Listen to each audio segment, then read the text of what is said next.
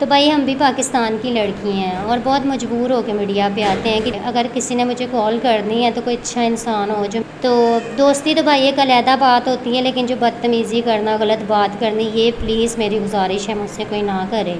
तो इंशाल्लाह मैं भी बहुत अच्छी हूँ भाई। हमारे देने के लिए तो दूर की बात भाई, हमारे पास खाने को कुछ नहीं है तो देंगी वो बेचारी किधर से। बुजुर्ग सी हैं, बीमार सी रहती हैं।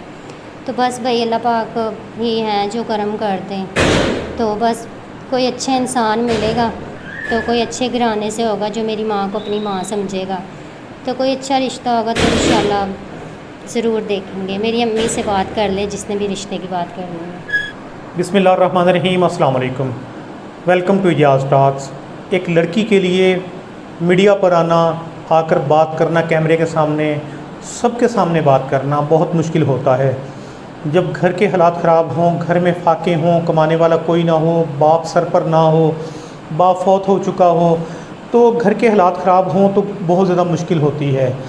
जब घर में एक बूढ़ी माँ सामने नज़र आए कि वो बीमार है, उसके इलाज करवाने के लिए पैसे नहीं हैं, घर में फाके हैं, घर में कुछ भी नहीं है, तो बंदा जो होता है ना, एक औरत तो बहुत ज़्यादा टूट जाती है। एक मर्द को मुश्किल नहीं होती, वो दोस्तों में चला जाता है, बाहर चला जाता है, अपनी ज़िंदगी को वो परेशानियों को कम कर सकता है अपने दोस्तों में जाकर, वो कमा सकता है, वो मेहनत कर सकता है।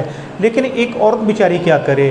मेरे साथ एक लड़की मौजूद है जिनके अब्बू फौत हो चुके हैं, घर के हालात ख़राब हैं, एक बहन को तलाक हो चुकी है, एक ये है, एक छोटी बहन है। इनकी अम्मी इनकी शादियों की वजह से परेशान हैं, घर के हालात बहुत ज़्यादा ख़राब हैं। तो आइए इनसे बात करते हैं। जी अस्सलाम वालेकुम। वालेकुम अस्सलाम। क्या वजह बनी, क्यों आई हैं मीडिया पर? भाई मेरे वालिद साहब फौत हो गए हुए हैं। जब वो दुनिया में थे तब वो कमाते थे, मेहनत करते थे, तो कोई भी मज़दूरी उनको मिलती थी तो वो कर लेते थे। मज़दूरी करके वो घर पे लेकर आते थे, तो हमें बहुत अच्छे तरीके से वो हमारी परवरिश कर रहे थे। लेकिन फिर अचानक अब्बू को हार्ट अटैक हुआ तो अब्बू फौत हो गया। तो फिर भाई बहुत मुश्किल से घर का निज़ाम चलना शुरू हो गया ना। भाई हम औरत ज़ात हैं, 3 हम सिस्टर हैं, एक हमारी वालदा है, एक जो सबसे बड़ी सिस्टर है उसकी भाई शादी की थी, वालिद साहब ही करके गए थे, लेकिन उसकी 3 बेटियाँ हुई थी, तो इस वजह से ना उसको डिवोर्स हो गया, उसके घर वालों ने उसको छोड़ दिया बच्चियों की वजह से। तो फिर भाई औरत ज़ात थे, घर का बहुत निज़ाम ख़राब हो गया था, बहुत मुश्किल से गुजारा कर रहे थे कि घर में कभी कुछ खाने को मिलता था, कभी मिलता ही नहीं था। बच्ची हैं छोटी छोटी सी, वो अभी उनकी एज है दूध पीने की, लेकिन दूध क्या खाने को नहीं मिलता तो दूध कहाँ से उनको ला कर दें। तो बस भाई सूखी रुखी रोटी खा के तो बस वो सो जाती हैं, घर में कुछ होता ही नहीं है। तो बस भाई हालात और मजबूरियों की वजह से भाई बहुत कुछ इंसान को करना पड़ता है, जो हम मीडिया पे आए हैं। आपके अब्बू को क्या हुआ? मेरे वालिद साहब भाई बुज़ुर्ग से थे, उनकी बेटियाँ थीं बस, तो बस वो ना मेहनत करते थे, मज़दूरी हर एक मज़दूरी कर लेते थे। तो अचानक से उनको हार्ट अटैक हुआ तो वो फौत हो गए। तो बहुत परेशानी भी लेते थे, बेटियाँ थी, ज़ाहिर सी बात है, बेटियों की परेशानी तो होती है ना। तो बस परेशानी लेते थे तो वो फौत हो गए मेरे अब्बू। तो जब फौत हुए तो फिर भाई बहुत से धक्के खाए, बहुत दर बदर डुलना पड़ा। तो उसके बाद जो बड़ी बहन थी उनकी भी बहुत ज़्यादा टेंशन लेते थे, क्योंकि उनको जहेज़ नहीं था दिया ना, ऐसे ही उनकी शादी की थी। तो बहुत वो परेशानी लेते थे, बहुत टेंशन लेते थे। तो वालिद साहब तो अल्लाह पाक को प्यारे हो गए, लेकिन भाई बाद में बहुत ज़िल्लत से, मसलन बहुत ज़्यादा बुरी लाइफ हमारी हो गई थी ना, जैसे एक मौत से बदतर होती है। तो भाई आपको पता है आजकल कोई भी नहीं संभालता, कोई सर पे हाथ नहीं रखता, तो बहुत मुश्किल से गुजारा कर रहे हैं अपने घर का। तो आपके अब्बू को कितना अरसा हो गया फौत हुए? मेरे अब्बू को भाई 6 साल हो गए हैं फौत हुए हैं। 6 साल हो गए। जी। तो इन 6 सालों में आपने बहुत ज़्यादा मुश्किलात देखी अपनी ज़िंदगी में। तो कौन कमा के लाता है, कैसे घर चलता है, निज़ाम ज़िंदगी को कैसे चलाती हैं? भाई जाहिर सी बात है, वालिद साहब जब थे वो ला कर देते थे, तो जो अम्मी है वो वैसे बुज़ुर्ग हैं, वो काम कर नहीं सकती, बीमार सी रहती हैं वो भी।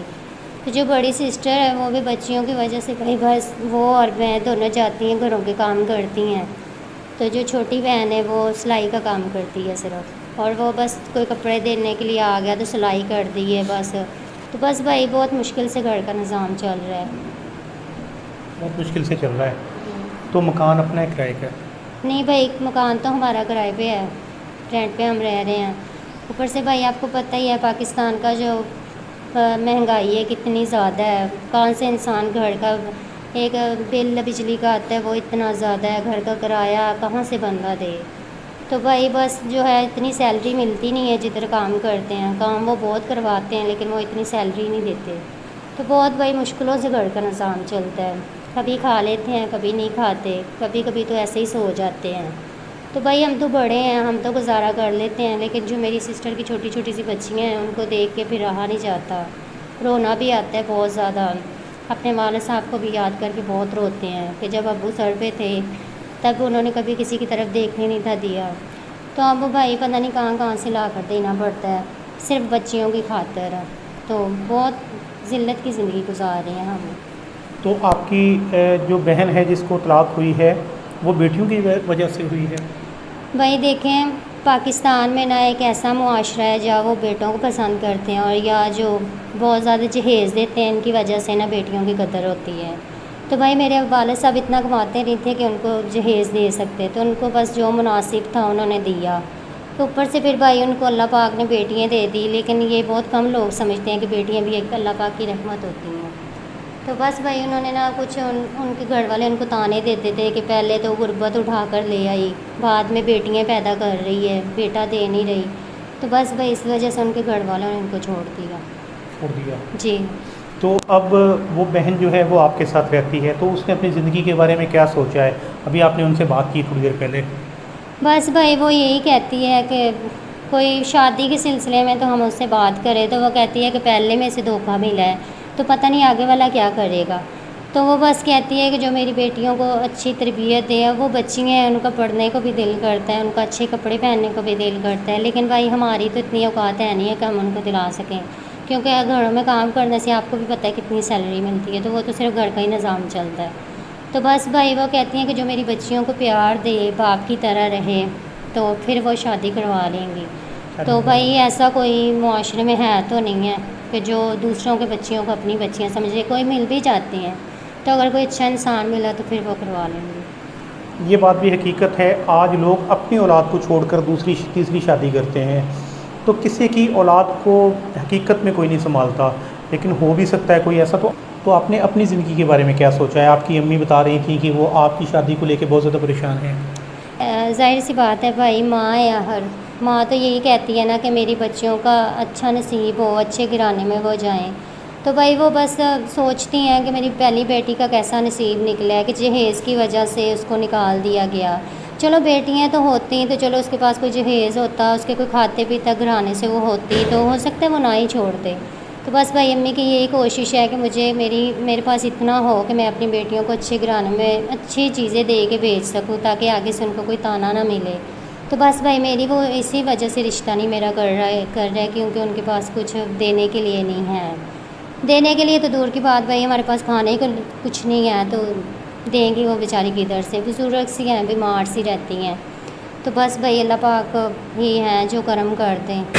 तो बस कोई अच्छा इंसान मिलेगा तो कोई अच्छे घराने से होगा जो मेरी माँ को अपनी माँ समझेगा, तो कोई अच्छा रिश्ता होगा तो इंशाल्लाह ज़रूर देखेंगे। मेरी अम्मी से बात कर ले जिसने भी रिश्ते की बात करनी है। तो भाई हम भी पाकिस्तान की लड़की हैं और बहुत मजबूर होकर मीडिया पे आते हैं, किसी को शौक़ नहीं होता कि वो मीडिया पे आएँ। तो मैं यही कहती हूँ कि मुझे कोई तंग ना करे, मुझसे कोई बेहुदिया बात ना करे। अगर किसी ने मुझे कॉल करनी है तो कोई अच्छा इंसान हो जो मेरी मदद करे।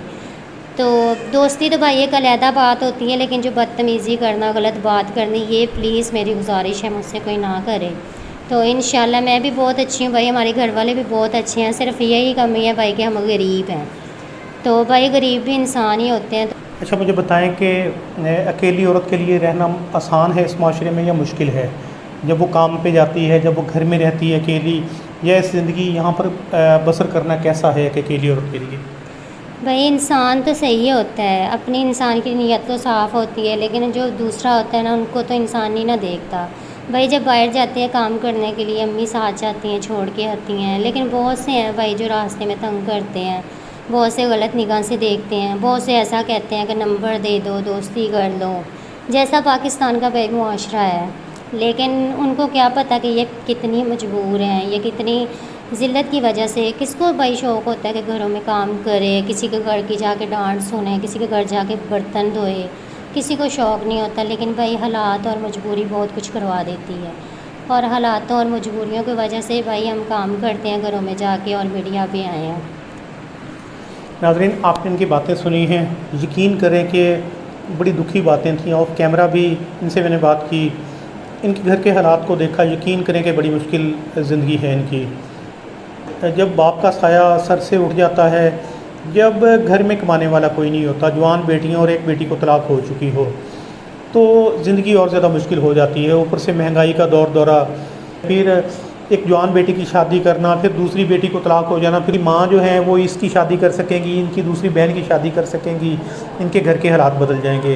तो इसी के साथ इजाज़त चाहते हैं। अल्लाह ने के बाद।